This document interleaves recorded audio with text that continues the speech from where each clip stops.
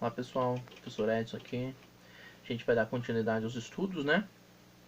Lembrando que as últimas aulas acabei colocando alguns vídeos, né, mais lúdicos, algumas animações para corroborar com aquilo que eu havia falado e com o que vocês haviam lido também a respeito, tá? Sempre no final do bimestre, quando a gente já tiver visto toda a matéria, de modo a complementar, a gente vai ver algumas questões, algumas coisas próximas, né, para a gente não ter uma visão única, né? Lembrando que a história ela não é única, não é absoluta, né? A gente não tem um único filme, um único livro, um único autor, uma única visão a respeito do mundo, né? Então, nós encerramos o primeiro bimestre e a partir de hoje a gente vai dar início ao segundo bimestre, tá? Nós vamos mencionar ali a parte do Segundo Império, né?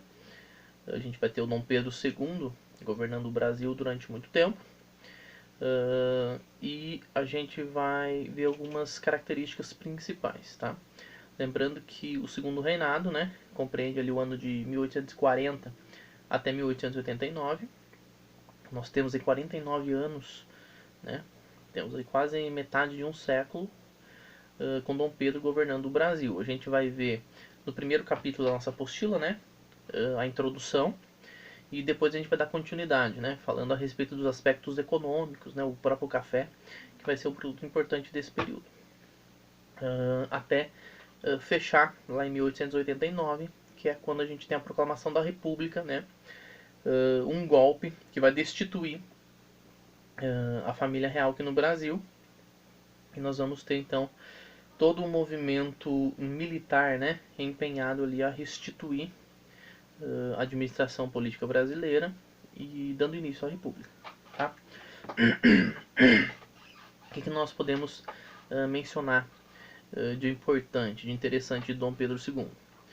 A gente tem que voltar um pouquinho, né, para entender como que funcionou a parte da administração do Brasil antes do Dom Pedro II, né, governar.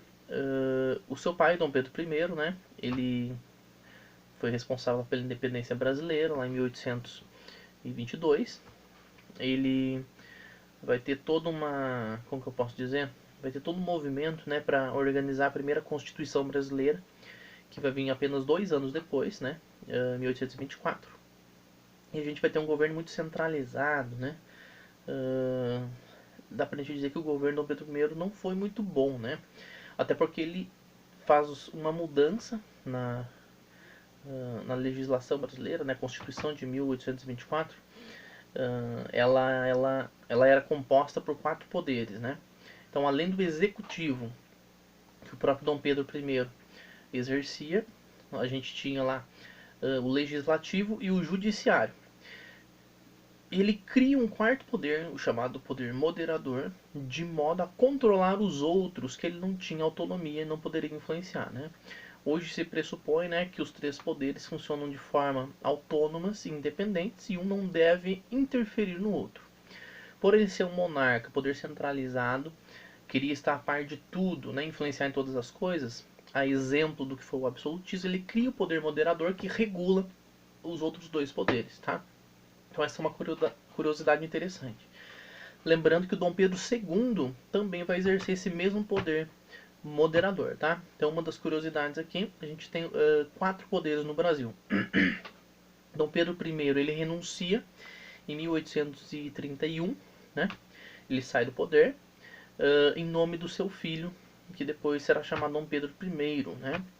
Só que ele era muito novinho, né? O Dom Pedro II ele só vai assumir em 1840, quando ele tem 14 anos, né?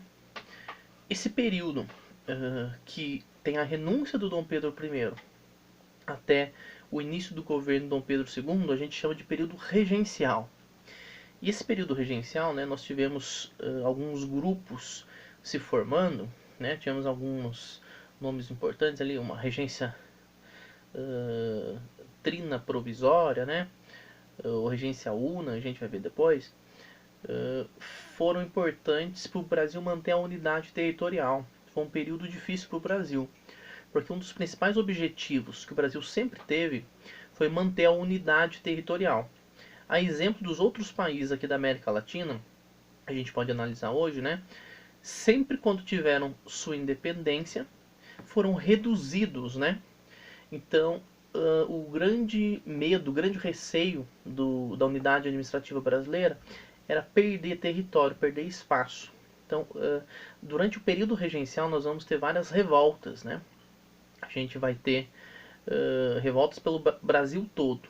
E a ideia era submeter todas essas revoltas, né? Prender, até mesmo matar os responsáveis, de forma que o Brasil não perdesse sua unidade territorial. E a gente vai ver, mesmo após o Dom Pedro II assumindo em 1840, a gente vai ter algumas ainda existindo, né? A própria Revolução Farroupilha, né? Ou Guerra dos Farrapos lá no Rio Grande do Sul é uma delas, tá? Vai ficar 10 anos separado, independente do Brasil, né? A República de Piratini. Depois tem toda uma reviravolta que vai acabar sendo anexada novamente. Então, 1840, com 14 anos, assume o reinado brasileiro, né, Dom Pedro II, e a gente vai ter a imagem do Dom Pedro II sendo uma imagem muito positiva ao longo de toda a sua vida. Por quê? Porque ele era um intelectual, falava diversas línguas, e ele primava pelo desenvolvimento do Brasil, que o Brasil fosse um país mais moderno, mais industrializado, né? E há várias fontes que dizem que ele, assim como vários historiadores afirmam, né, que a fala dele era que um país moderno, né, um país desenvolvido, era um país sem escravidão. Então, há vários apontamentos que dizem que ele era a favor de acabar com a escravidão, mas a gente bem sabe, né, que o Brasil dependeu muito da mão de obra escrava, não tinha um plano B, né?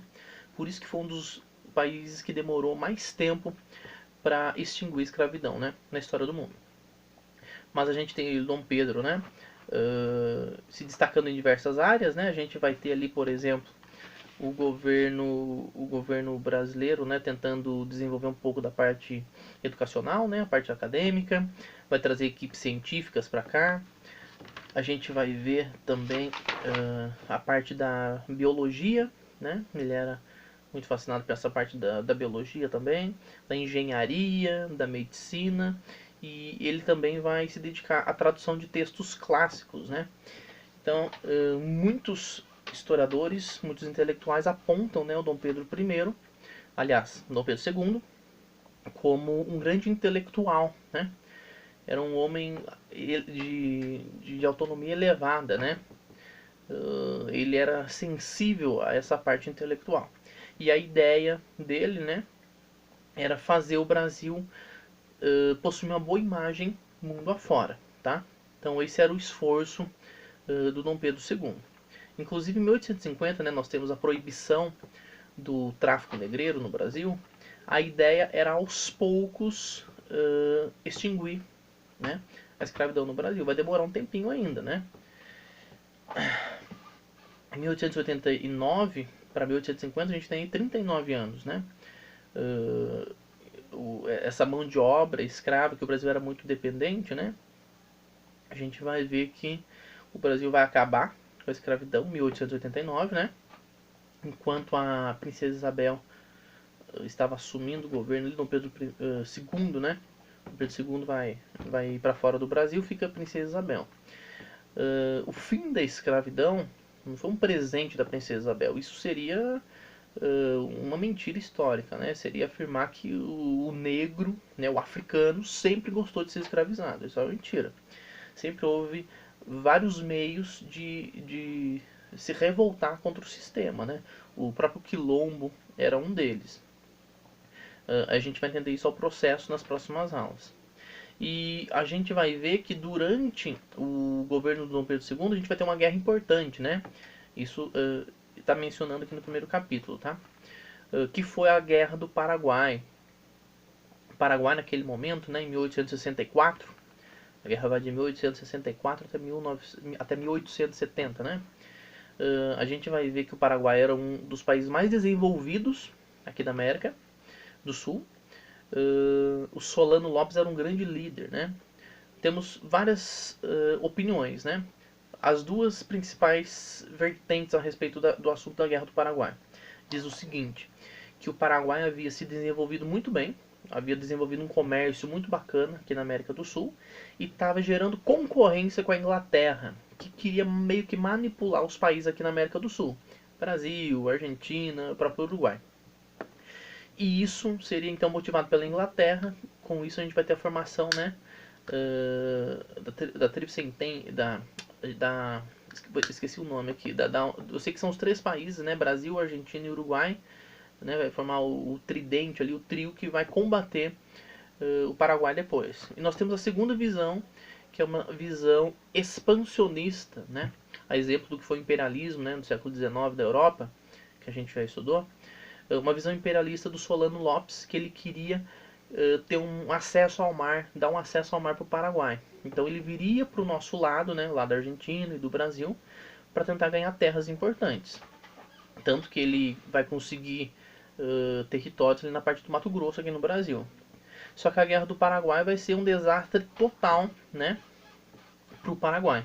O Paraguai, o seu exército vence, né, as primeiras batalhas, se dá bem, mas o Brasil, Argentina e Uruguai unidos aos poucos vão virar esse jogo.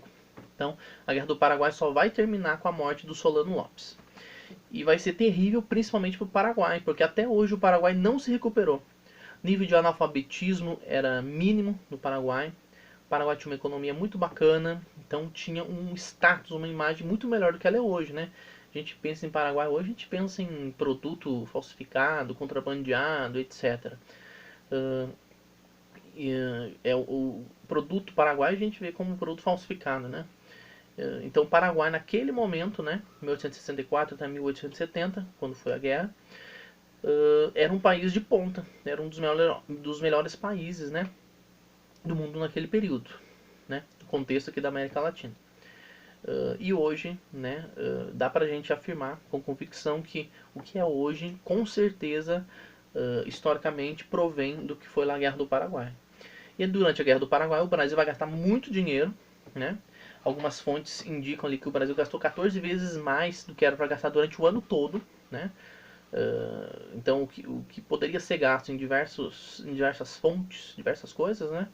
Foi gasto só com a guerra 14 vezes a mais. Então, foi muito dinheiro gasto.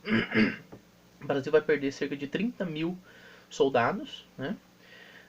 A gente vai ver ali, geralmente a elite vai ficar, né? Vai mandar o escravo, vai mandar trabalhador livre que queira terra, que queira posse, dinheiro, vai mandar para a guerra, né? E os escravos principalmente com a promessa, né, de serem libertos. O que não vai acontecer depois, serão enganados. E a gente vai ver alguns militares brasileiros importantes que vão ganhar destaque, né? Um exemplo é o Duque de Caxias, né? Para muitos ele foi um sanguinário, um militar sanguinário, terrível. E principalmente ali na Bacia da Prata, né? A gente vai ter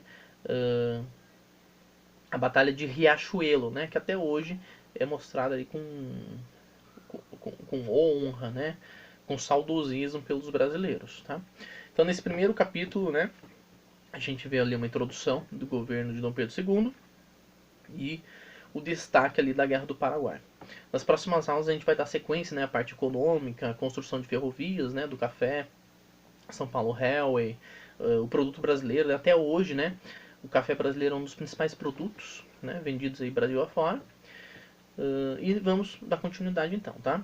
Lembrando que eu vou colocar a atividade na descrição depois, tá?